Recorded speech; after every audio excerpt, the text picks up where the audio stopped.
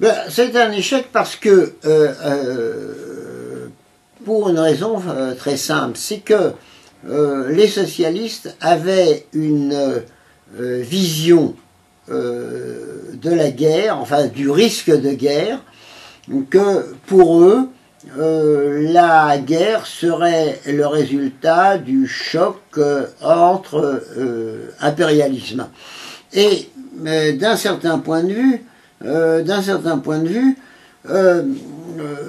ils estimaient même que la guerre était inévitable en raison des conflits impérialistes. Ce qui est d'ailleurs un peu paradoxal, puisqu'ils ont fait de très grands efforts pour s'opposer à la guerre, alors que, idéologiquement, ils la croyaient inévitable. Mais en réalité, c'est que quand la guerre a éclaté, quand enfin le risque de guerre est apparu, pour être plus exact,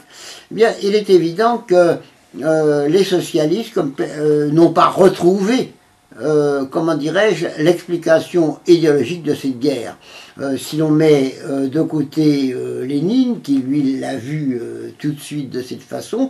dans chaque pays, les socialistes ont eu le sentiment que leur pays était agressé, qu'ils se battaient pour la défense de la nation, et cela, les socialistes ne pouvaient qu'y participer. Et cela explique en quelque sorte l'échec de la tentative socialiste d'empêcher la guerre, parce que ils ont été saisis comme l'ensemble des populations concernées par la vigueur, la force du sentiment national.